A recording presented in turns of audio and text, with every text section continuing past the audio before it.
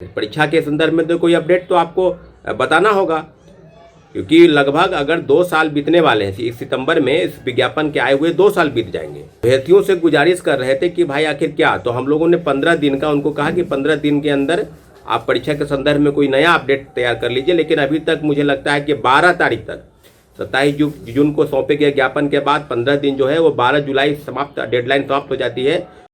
नमस्कार, insider live देख रहे हैं आप, मैं हूं निखिल। देखिए, बीएसएससी इंटरमीडिएट स्तरीय परीक्षा की तिथि की घोषणा करने को लेकर तमाम जो अभ्यर्थी हैं वो बीएसएससी कार्यालय पहुंचे थे और उनसे डेट की घोषणा की मांग कर रहे थे। तो वहीं तमाम बातों को लेकर छात्र नेता ने भी कहा था कि हम जल्द ही, अगर जो आयोग है इसकी घोषणा नहीं करता है तो हम जल्द सड़कों पे उतरेंगे। तो वहीं छात्र नेता सौरभ ने इसकी घोषणा कर दी है। देखिए छात्र नेता सौरभ क्या कुछ कह रहे हैं, एक बार आप सुने। नमस्कार साथियों, जय हिंद।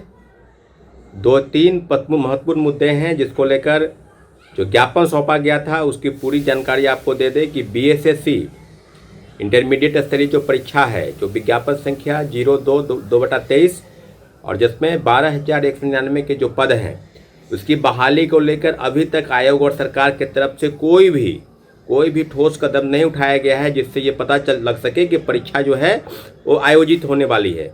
आपको बताते चले और आपको जानकारी भी होगी, एक पत्र जारी हुआ था प्राथमिक शिक्षा के निदेशक जो है साहिला, उनके तरफ से कि जो विज्ञापन है, जो परीक्षा लेने वाली इंटरमीडिएट स्तरीय परीक्षा है जिसमें लगभग 25 लाख परीक्षार्थियों ने इस परीक्षा में आवेदन कर रखा है, उसकी परीक्षा जो है 11, 12, 13 यानी 10 जुलाई से लेकर 13 जुलाई तक संभावित है। तमाम जिलों के प्रधानाचार्य को, जो जिलों के प्रभारी हैं, तमाम स्कूल के जो प्रधानाचार्य हैं, उनको एक पत्र लिखा गया है कि इस संदर्भ में कि बीएसएससी जो है इंटरमीडिएट स्तरीय परीक्षा इस तारीख को हम लेने के लिए प्रतिबद्ध है। परंतु अभी तक जब ऐसा पता चला तो होगा कि भाई परीक्षा लेने के संदर्भ में कोई आगे कुछ पत्र जारी होगा, परंतु पत्र जारी नहीं हुआ।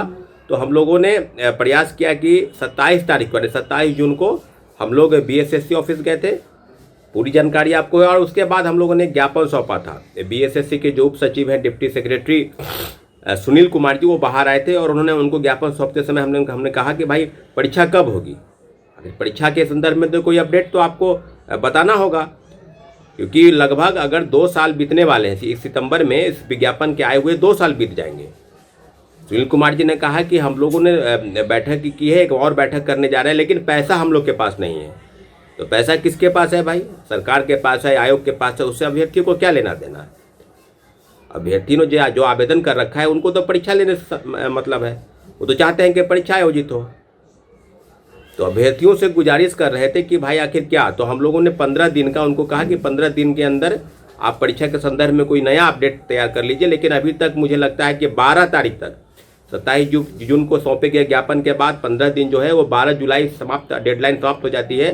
तो हम लोगों ने निर्णय किया है कि 15 जुलाई संभावित तिथि है, जिसमें हम लोग बीएसएससी का घेराव करेंगे। और उसमें 2 महत्वपूर्ण मुद्दा है। पहला है कि एसएससी इंटरमीडिएट स्तरीय परीक्षा जिसमें 25 लाख परीक्षार्थी हैं, और दूसरा मुद्दा CGL 4 की बहाली। आपको बताते चले कि CGL 3 के बाद CGL 4 की बहाली नहीं आई है और लगभग 2 साल हो गए हैं, सभी जगह से लोग ज्वाइनिंग पोस्ट कर लिए। अभी कई भ्रामक खबरें फैलाई जा रही थी कि 2023 के बाद 2024 में ASO के कई पद होंगे। ASO का एक नया सृजन एक पद हुआ है, सचिवालय सहायक को ही ASO बनाया, पद को चिन्हित किया गया है। तो उसमें लगभग कोई 2200 कोई 2400 पदाधिकारी की बात कर रहे थे, परंतु अभी तक इसके संदर्भ में भी कोई जानकारी विशेष नहीं है। आपको बताते चले कि इंटरमीडिएट स्तरीय परीक्षा जो पहली परीक्षा हुई, उसमें भी पेपर लीक हुआ था और उसमें के पूर्व तत्कालीन चेयरमैन सुधीर कुमार IAS और सेक्रेटरी परमेश्वर राम सहित सैकड़ों लोग जेल गए थे। उसके बाद सारी चीज़ें बदली और लगभग 8 साल इस परीक्षा को संचालित करने से लेकर सेवा बहाली की नियुक्ति पूरी प्रक्रिया करने तक लगभग 8 साल बीत गए हैं और आज उसी मुहाने पर लगभग 2 साल बीत गए हैं। तो क्या हर एक परीक्षा को 5 साल तक कराना, पंचवर्षीय योजना की तरफ ले जाना, क्या यही उद्देश्य है आयोग का? क्या गवर्नमेंट की तरफ से कोई इम्प्लीमेंटेशन सही दिशा में नहीं होने होगा? तो इन सारे मुद्दे को लेकर लगभग 2 महत्वपूर्ण मुद्दा है, CGL 4 की बहाली और इंटरमीडिएट स्तरीय परीक्षा को लेकर आगे की योजना पूरी तरीके से हम लोग इस कदम में आगे बढ़ाएंगे। और निश्चित रूप से 15 जुलाई के बाद कल से जो है प्रचार प्रसार शुरू होगा।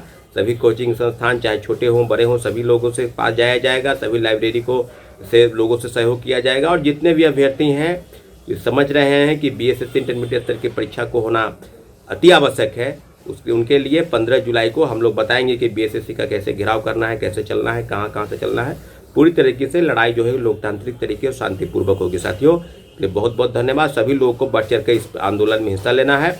निश्चित रूप से बीएसएससी को दोनों बहाली, इंटरमीडिएट स्तरीय परीक्षा और दूसरा है CGL 4, जिसमें CGL 3 की आपको ही पता है कि CGL 3 में जो 3 शिफ्ट की परीक्षा, जिसमें एक शिफ्ट का पेपर रद्द होगा पेपर लीक की वजह से, और 2 पेपर रद्द कराने के लिए भी प्रोटेस्ट हुआ था।